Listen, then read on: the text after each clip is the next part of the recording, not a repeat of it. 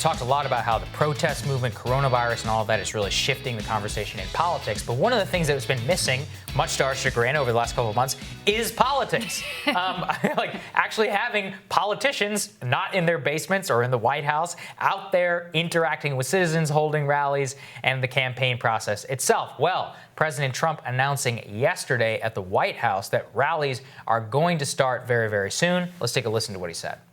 It's been an amazing thing to behold that we're going to be starting our rallies. The first one we believe will be we're just starting to call up, will be in Oklahoma, in Tulsa, Oklahoma. A beautiful new venue, brand new, and they're looking forward to it. They've done a great job with COVID, as you know, in the state of Oklahoma. We're going to be coming into Florida, do a big one in Florida, big one in Texas. They're all going to be big. We're going to Arizona. We're going to North Carolina at the appropriate time. The governor's a little backward there. He's a little bit behind. You can see the classic. That's a classic Trumpism there. Really trumpeting what's happening. But I do think it demonstrates, A, that we're moving into a new phase. I think the protest movement, no matter what the coronavirus results are out of it, have really shattered the idea that people are going to maintain social distancing in crowds. I just don't think it's going to happen anymore. I think the public health establishment has a lot to apologize for in trying to say, oh, actually, in this case, it's fine. And in this case, I actually saw a CNN reporter be like, why are none of these Trump campaign staffers maintaining social distancing? I'm like, spare us your concern, Trump, on this one. True. But what the political implications of this are actually immense, because if Trump is out there beginning to hold rallies now, and I think it begins just 8 days for the first rally, and we see that continuing over the next 5 months, then Biden will be at a massive disadvantage if he chooses not to do so. I guess. I don't know. In a way, like a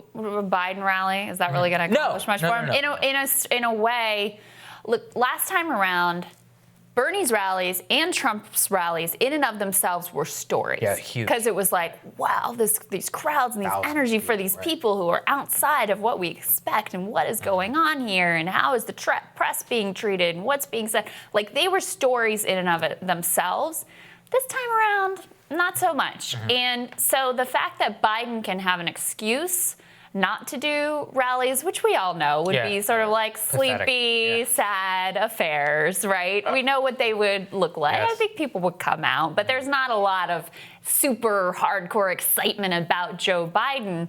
I think that's a benefit for him. I think the truncated campaign season is a massive benefit for him. I think the fact that, there are such massive pressing issues on basically every domestic front that distract from those traditional campaign trappings, I think is a massive benefit for him.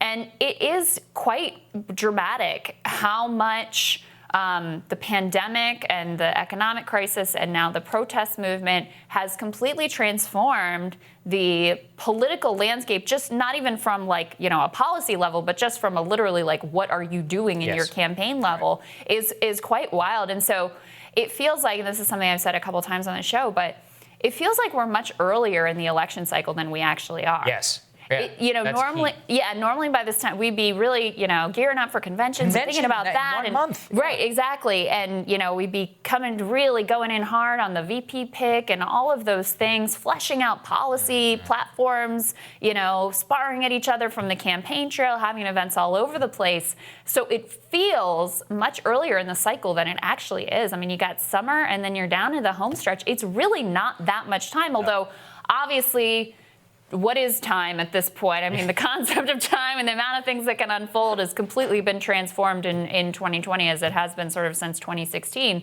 So don't get me wrong, a lot can happen. But we're a lot later in the season, and the landscape is so dramatically different than we've ever seen before. That's exactly right. And as fast as things can return to any sort of status quo, I think it helps Trump, not Biden. Because Agreed. Him out on the campaign trail and all that, nobody's benefited more from the news cycle being stasis and Biden just chilling, doing nothing. I mean, we revealed the audio yesterday. His own campaign advisors and bundlers we prefer he stay in the basement. Right, Terry McAuliffe. We have no problem with him in the basement. Told a whole Zoom call of Norfolk Democrats this is great. Yeah, he only has to see his two body people and stay in the basement. Nobody sees him. He's in the basement. And he's right. Totally right. He's totally right. So I think that the sooner Trump can get back out on the campaign trail, change the conversation.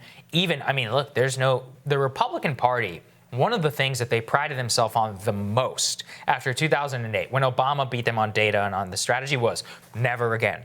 They invested literally hundreds of millions of dollars for door knocking and all this other stuff. Yeah. Can't door knock right now. Right. I think the first door knocking is happening now, only now. They missed months in critical, getting signatures, getting people registered. Yeah. And that stuff matters a lot. Even beyond that, though, I mean, a good field program can make up a couple of points. Yes, but not 10 points. Yeah. When you've got massive winds going against you, when you're doing everything you can to shoot yourself in the foot, even the best data program, the best field program is not going to be able to overcome those kinds of deficits. But no, when we were early, before the pandemic, when we were thinking about Joe Biden versus Donald Trump, and you're imagining them on the debate stage against each other, and this is not this is just a theatrical critique. Like, Donald Trump is going to be so much stronger in that format than Joe Biden. So you're looking, you're going, this is the guy. You're picking Joe Biden, like he's going to get crushed. This is going to be horrible. What are you thinking about? But because of this unprecedented confluence of events, those sorts of things just don't matter like they were going to. It's just not what people are okay with. Like, okay, he's not the most, quick-witted. He's not like the sharpest or the most exciting, but I don't want any more excitement. I've had enough excitement. Let's just cool the waters, calm the waters, and have someone who's going to be normal in the office again. I think that's right. And they should try and change the circumstance as quickly as possible. This is possibly a move in the right direction. But more than anything, it does show you things are happening 5 months to Election Day. And there's a lot of desperation to get back out there. All right, tomorrow on Rising, journalist David Sirota is virtually going to be in the house. And we're going to take a look at the impact of coronavirus in the Native American community with Illuminative's Executive Director, Krystal Hawk.